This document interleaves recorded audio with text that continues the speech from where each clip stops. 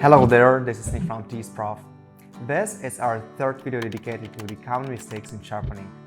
If for some reasons you haven't seen the first two so far, here are the links above. I really hope that you will learn something new from this today. So let's move on. So the first topic I would like to talk about today is insufficient work with a stone. Surface of a blade has some roughness, so to get maximal sharpness we need to get minimal roughness. To do that, we need to remove a required amount of steel from the secondary bevel with an abrasive stone. As the rule for that, we use a multi-stone method, starting from coarse up to very fine finishing stone or polishing paste.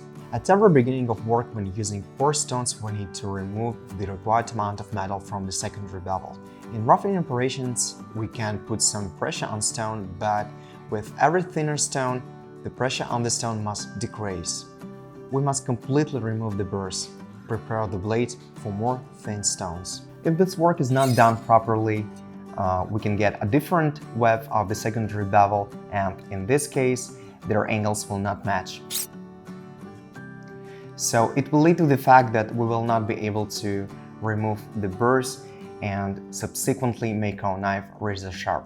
Roughing work is the most important stage of sharpening because it forms the width of the secondary bevel and ensures its symmetry on both sides of the blade. At the same time, we need to get burrs along the entire length of the cutting edge, which you can clearly feel, and there are not supposed to be any empty areas without burrs, because thanks to obtaining these burrs and then removing them, you will be able to achieve the maximum sharpness of the knife when finishing. But if you realize that there are some empty areas without burrs on the cutting edge, it doesn't mean that you have to stop at these particular areas and keep sharpening only them, because it will simply lead to uneven secondary bevels. However, what you have to do is to go on sharpening the entire length on the cutting edge until you realize that the burr appears everywhere along the entire cutting edge.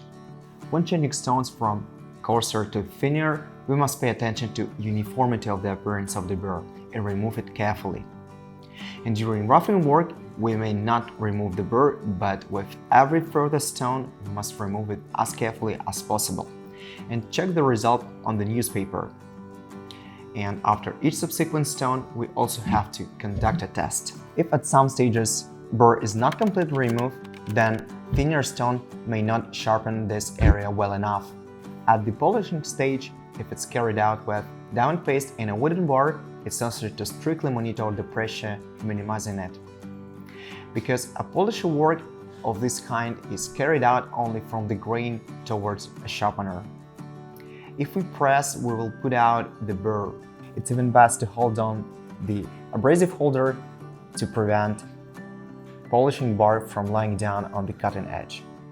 And one more point I would like to consider today is safety violation. The fact is that sharpening is a great risk of self-cutting. So never start sharpening under the influence of alcohol. Never check the sharpness of the cutting edge with your fingers. The best way is to check it with a piece of newspaper.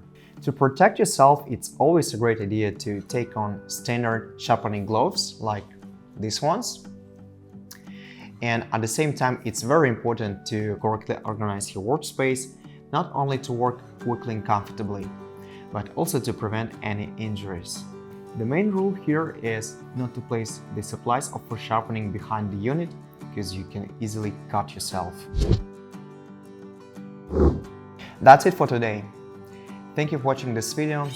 As always, guys, I ask you, if it was helpful to you, don't forget to put your likes down below. Of course, subscribe to us, because there are a lot of exciting videos to come ahead. So stay tuned, take care, and stay sharp.